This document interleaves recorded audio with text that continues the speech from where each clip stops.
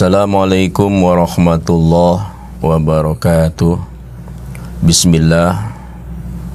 Alhamdulillahi wa kafa.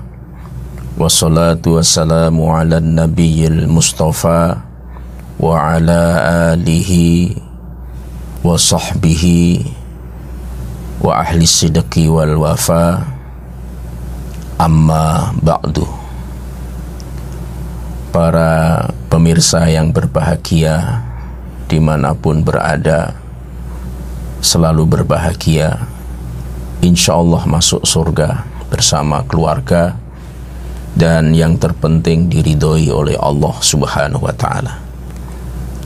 Ini adalah episode terakhir dari pembicaraan kita, kajian kita Quran Suratul Hujurat ayat 12, yaitu penyakit-penyakit sosial kemasyarakatan.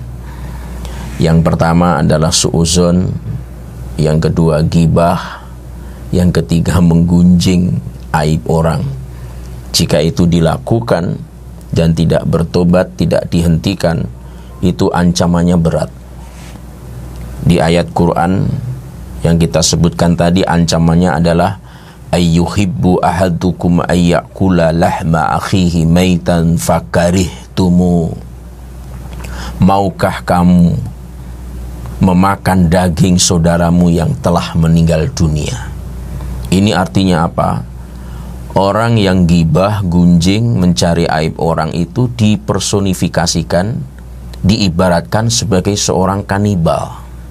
Apa itu kanibal? Pemakan daging manusia. Dan yang dimakan adalah daging saudaranya sendiri yang sudah mati. Apakah kita mau memakan daging bangkai saudara kita yang telah meninggal? Tentu kita akan jijik, tentu kita tidak mau karenanya. Itulah ancaman bagi orang-orang yang gibah, orang yang gunjing. Dia diibaratkan sebagai kanibal, memakan daging saudaranya yang telah meninggal dunia. Naudzubillahi min zalik. Lalu bagaimana? Pertanyaannya yang muncul adalah, mengapa Allah menganalogikan orang yang gibah, orang yang gunjing, orang yang membicarakan aib orang itu kok diserupakan dengan kanibal, pemakan daging manusia dan saudaranya sendiri lagi?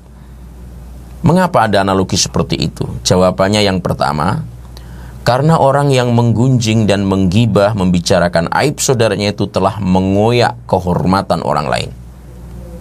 Layaknya seorang yang memakan daging, daging tersebut terkoyak, mengoyak kehormatan atau harga diri seseorang itu lebih buruk. Maka dianalogikan sebagai seorang kanibal.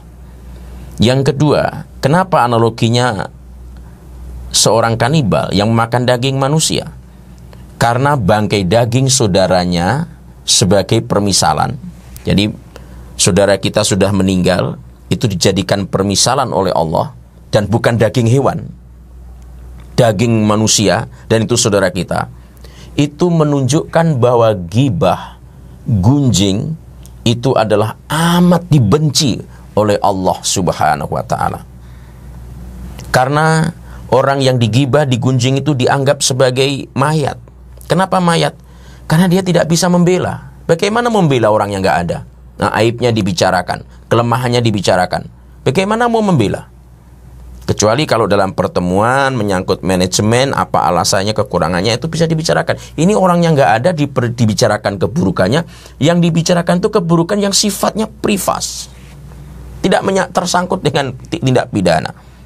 Maka dianalogikan dengan amat sangat buruknya. Dia seorang pemakan daging saudaranya yang telah mati. Sehingga permisalan yang buruk ini menunjukkan betapa menjijikkannya itu perilaku gibah, perilaku gunjing, gosip. Jadi malah ini jadi entertain di televisi, acara gosip. Nah, kalau bahasa di kampung saya, ngerasani orang. Nah, Bapak Ibu sekalian, jadi maka ini adalah analogi yang sangat buruk. Orang yang menggunjing, menggibah itu bagaikan seorang yang memakan daging saudaranya yang telah meninggal dunia. Syekh Abdurrahman bin Nasir As-Sa'di menjelaskan, ayat Al-Hujurat ayat yang ke-12 ini menerangkan sebuah ancaman yang keras dari perbuatan gibah dan gunjing, itu termasuk dosa besar dalam pandangan beliau. Kenapa dosa besar? Karena Allah menyamakan dengan memakan daging mayit. Allah menyamakan memakan daging orang yang sudah meninggal dunia, dan hal itu termasuk dosa besar. Maka Syekh Abdurrahman bin Nasir As-Sa'di menganggap gibah gunjing itu adalah dosa besar. Ya, persoalan setuju tidak setuju itu adalah pendapat beliau yang harus kita hormati juga. Bahkan ada yang memandang itu lebih berat daripada zina. Sehingga ketika dikatakan gibah, gunjing, membicarakan aib orang itu lebih berat daripada zina. Al-ghibatu asyaddu minaz zina. Gibah itu lebih berat daripada zina. Terus ada yang bertanya, qila wa kaifa? Bagaimana bisa? Lalu dijawab, rajulu yazni thumma yatubu fayatubullahu alaih. Seorang lelaki yang berzina lalu dia bertobat, maka Allah Subhanahu wa taala langsung menerima tobatnya. Tetapi wa inna sahibal ghibah la yaghfiru lahu hatta yaghfira lahu sahibuh.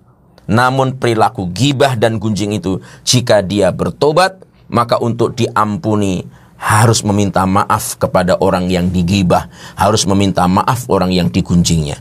Sehingga itulah dipahami sebagai amalan perilaku yang lebih berat daripada perbuatan zina. Para pemirsa dimanapun berada, lalu apa solusinya? Di ayat itu Allah juga memberikan solusi. Jadi problemnya diberitahukan, solusinya juga diberitahukan. Solusi yang Allah berikan secara normatif, secara teori adalah wattaqullah, bertakwalah kepada Allah, takutlah kepada Allah, ingat perintah dan ingat larangan Allah Subhanahu wa taala. Ini teoritisnya adalah takwa, solusinya takwa kepada Allah. Yang selama ini takwa dipahami sebagai menjalankan perintah, menjauhi larangan. Tentu kita takwa dalam konteks ini kita jauhi larangan gibah, gunjing, dan berprasangka buruk ini. Secara teknis ada tips untuk menghindari gibah dan gunjing itu. Bagaimana tipsnya? Satu, berkumpullah dengan orang-orang soleh. Karena orang-orang soleh itu tidak mau membicarakan aibnya orang. Kalau kita berkumpul dengan mereka, maka kita ikut pembicaraan kita yang baik-baik, bisnis, kemajuan, masa depan, akhirat. Pembicaraan kita tentu yang baik-baik. Tapi kalau kita berbicara dengan orang-orang, apalagi di depan pintu dengan tetangga sambil pegang kepala, apa namanya itu? Nyari kutu yang dibicarakan tetangga yang lainnya, itu tidak produktif itu. Berkumpul dengan orang-orang yang soleh. Yang kedua, jaga lidah kita. Lidah ini memang tidak bertulang, tapi dia lebih kejam daripada pedang. Makanya ketika orang mampu bisa menjaga dirinya dari dua hal, dijamin oleh Nabi masuk surga. Yang pertama, dia jaga antara dua rahangnya, maksudnya adalah lidahnya. Yang kedua, dia jaga di antara dua pahanya, yang dimaksud adalah kemaluannya. Nabi memberikan garansi dakhalal jannah, masuk surga. Jaga lidah kita. Yang ketiga, menyadari bahwa gibah itu adalah perbuatan buruk. Itu tidak baik. Harus kita sadar. Karena orang nggak sadar. Begitu asiknya. Ketika kita baca Quran 5 menit kita nggak kuat. Begitu kita berzikir baru 2 menit sudah capek letih. Tapi ketika membicarakan aibnya orang, ini sudah 2 jam kok masih tahan saja padahal belum sarapan. Nah ini kadang-kadang kita nggak sadar ada kontribusi setan yang tanpa kita lihat secara abstrak, secara gaib, membuat kenyamanan ketika kita melakukan gibah, gunjing itu. Yang keempat, solusinya introspeksi diri, bahwa kita pun juga punya aib. Kita begitu pede berjalan itu karena aib kita ditutupi oleh Allah. Ketika aib kita itu terbongkar, maka kita malu untuk keluar rumah membaca Bismillahirrahmanirrahim. Ternyata kita tidak hebat-hebat amat. Ternyata kita juga tidak pintar-pintar amat. Ternyata kita juga tidak sesempurna kita. Jadi introspeksi diri. Terus yang kelima, mengingat kebaikan orang. Ketika saya membicarakan, meskipun itu nyata, menggibah teman saya, sahabat saya contohnya, itu benar, itu fakta. Tetapi ketika akan dibicarakan, saya harus ingat, biar meskipun 1 kali, apalagi banyak kali, dia melakukan kebaikan kepada saya. Maka tip yang kelima adalah ingat kebaikan orang itu. Kita pernah ditraktir, kita pernah diantari durian, kita pernah ditolong. Ingat kebaikannya, sehingga kita semangat kita menjadi turun untuk membicarakan aibnya, karena orang itu pernah berbuat baik kepada kita. Yang keenam, tipnya adalah berpikir positif. Kalau ada orang datang membicarakan orang lain, dia membicarakan kejelekannya, kita berpikir positif terhadap yang dilakukannya. Nah, itu berpikir positif. Terus yang ketujuh, saling mengingatkan. Saling mengingatkan. Dan yang kedelapan, yang terakhir, tipnya adalah perbanyak istighfar. Sayyidina Ali bin Abu Thalib karamallahu wajhah menasihatkan, lidah orang berakal berada di belakang hatinya. Jadi hatinya jadi imam, lidahnya jadi makmum. Itu orang yang berakal. Sedangkan hati orang yang bodoh itu di belakang lidah. Lidahnya jadi imam, hatinya jadi makmum.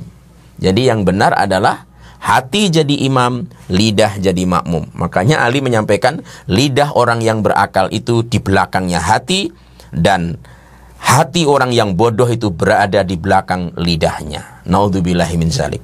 Imam Syafi'i lain lagi.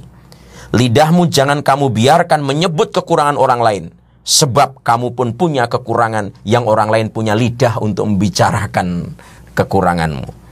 Sehingga memang lidah itu tidak bertulang, tapi ia bisa merusak ikatan persaudaraan satu dengan yang lainnya. Makanya salinglah. Makanya suasana akhirat itu bahkan di alam barzah itu iri, dengki, hasad, sombong, itu ternyata sudah dihilangkan. Apalagi nanti di akhirat di surga. Kita nggak akan iri meskipun surganya berbeda-beda. Kita nggak akan saling menyakiti apa segala macam. Itu disterilkan oleh Allah Subhanahu Wa Taala. Maka saya membayangkan betapa indahnya itu di surga. Bahkan di alam barzah pun di kalangan para ulama memahami itu sudah tidak ada iri, dengki, hasad, sakit hati, sudah nggak ada semuanya. Betapa indahnya kalau suasana itu seperti itu. Tidak seperti sekarang. Kita saling menjatuhkan, saling memfitnah, saling memata-matai. Waduh, terlalu riuh dunia ini dengan seluk-beluk yang seperti itu. Ada sebuah hadis yang layak untuk dijadikan renungan bagi kita. Man satara aurata akhihil muslim satarallaha auratahu yaumal qiyamah. Barang siapa menutup aib saudaranya, maka Allah akan menutup aibnya pada hari kiamat. Sehingga di hari kiamat dia orang hebat, orang kagum tidak sempurna, padahal dia senyum-senyum saja. Kenapa? Karena aibnya ditutupi oleh Allah Subhanahu wa taala. Begitu juga ada nasihat, baman kasyafa aurata akhihil muslim kasafallaha auratahu hatta yafda'ahu biha fi baitih. Dan barang siapa membuka aib saudaranya sama muslim, maka Allah akan membongkar aibnya meskipun ia bersembunyi di dalam rumah. Oleh karena itu ketika saya pribadi sholat membaca Rabbighfirli warhamni wajburni, ketika saya membaca wajburni saya teringat aib-aib saya. Karena wajburni itu maknanya adalah tutupi aib kami. Rabbighfirli, ampunilah kami. Warhamni, kasihanilah kami. Wajburni, tutupi aib kami. Itu selalu kita minta di dalam sholat ketika kita duduk di antara dua sujud. Semoga kita tidak menjadi kanibal, pemakan daging saudara kita yang telah mati. Maka kita hindari berburuk sangka, gibah, menggunjing, membicarakan aib. Mudah-mudahan hidup kita selalu dalam keadaan damai, saling menyayangi satu dengan yang lainnya, bahagia lahir batin, dunia dan akhirat, insyaallah. Mohon maaf, wallahu waliyul muttaqin. Assalamualaikum warahmatullahi wabarakatuh.